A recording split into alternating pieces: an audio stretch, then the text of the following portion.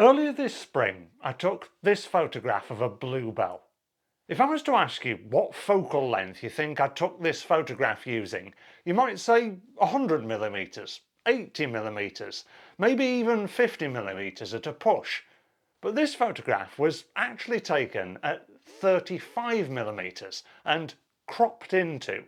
For the last 5 months, I've just been using a single fixed focal length lens on my camera, and it's made me realise more than ever before the value of cropping.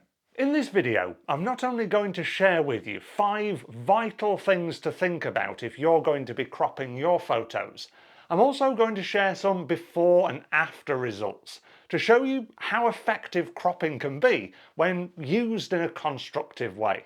The first thing that we need to consider are aspect ratios. Aspect ratios are the standard crops that come with our cameras. There are 3 main aspect ratios. The first one is 3:2, which is most commonly referred to as the equivalent of a frame of 35mm film, and it's also used in a lot of modern DSLR and mirrorless cameras, especially the full frame and crop format versions. The second most common aspect ratio is 4:3, and this is the equivalent of our old style television sets. It's also commonly used across medium format film and medium format digital cameras, and also micro 4/3 cameras like the Olympus system. Although it doesn't come as standard in today's digital cameras, our third most common aspect ratio is 1:1, also known as a square crop. A lot of old medium format film cameras used to use a square crop, as well as the twin lens reflex cameras. There are 2 other aspect ratios that aren't necessarily as common in the photography world, but are still widely accepted. The first is 16:9, which is most commonly associated with film and television. In fact, it's the aspect ratio that you're watching me in right now. And the second one is 2.7:1, also known as X-Pan. This is the equivalent of 2 35mm frames sandwiched together, giving almost a panoramic look. It was coined by Hasselblad originally and taken up by Fuji as well with their XT1 system. Our digital cameras come with their set native aspect ratios to make the most of the coverage of light on our camera's sensors.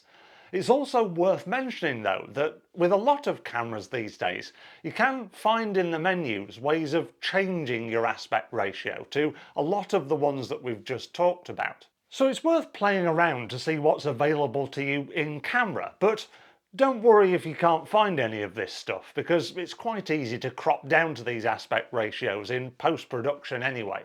After all that, our second vital thing to consider when you're cropping your photos is that aspect ratios aren't the be-all and end-all of your crop. There's no rules or regulations in photography that state when you present your photographs they must be in a standard aspect ratio. Although it can be beneficial if you're printing out for a specific frame size that you might have bought from IKEA, other furniture shops are available. As you'll soon see when I show you some examples, not all photographs fit those standard aspect ratios. And in this modern digital age, when we're looking at and editing our photographs on screens, it doesn't necessarily matter if you come up with your own crop format to fit with the photograph that you've taken. The third thing that we need to consider when we're cropping our photos are 2 of the most important aspects of any photograph, and they are subject and space. On the one hand, we want our subject to stand out and be impactful, but on the other, we don't want our frame to be all crowded and claustrophobic. We need to give our subject some breathing room and allow the other things within the frame to play that vital supporting role. Take this shot as an example. The subject are the 2 people walking through the scene, but in its uncropped format you really have to search for them in amongst this vast open landscape, and your eye is dominated by the gorse in the foreground. I decided to crop this down to the X-Pan aspect ratio, What this has the effect of doing is it cuts down on the amount of gorse distracting you in the foreground. It also brings your eye downwards instead of looking up to the vast open sky. And most importantly, it draws your eye to the subject whilst still showing off the landscape in which they're placed. Cropping can be a great way of manipulating our original frame to make the most of subject and space and help them to live in harmony together. The fourth vital thing to consider when cropping your photographs is shape and direction. Let's go back to that original bluebell photograph that I took. As you can see, I've started by considering subject and space. I've got rid of all the clutter that wasn't necessary around the bluebell, but left in enough space so your eye has enough room to breathe within the frame. You may also notice that the flower is positioned on the right-hand third, leaning over towards the centre of the frame. And this is what I mean by shape and direction. Imagine if this crop was made so that the flower was really tight up to one edge. It would just lead your eye out of the frame rather than into the centre, which is the point in the photograph that gives most impact when you look at it.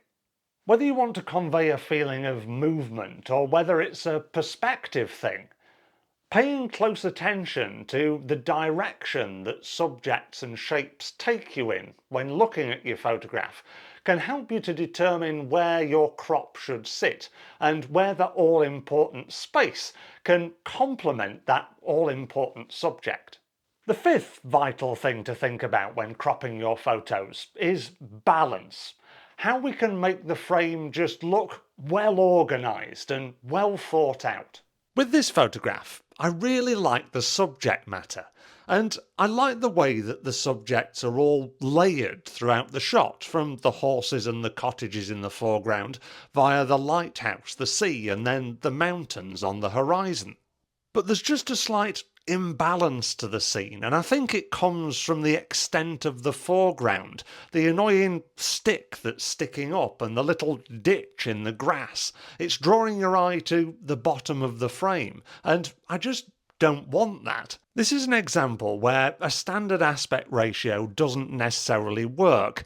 I tried it X-Pan and it was just too narrow, and 16:9 wasn't narrow enough, so I went for something slightly more in between.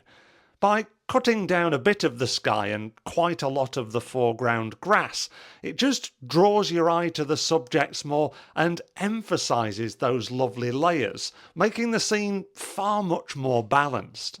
Whether it's cropping out something close to the edge of your photograph that just doesn't fit right, whether you want to crop into a subject to create a feeling of ambiguity, or get rid of some boring foreground or a vast open bland sky. Cropping can help you to sort the wheat from the chaff in your photograph and just provide that balance that makes a photograph so much more aesthetically pleasing.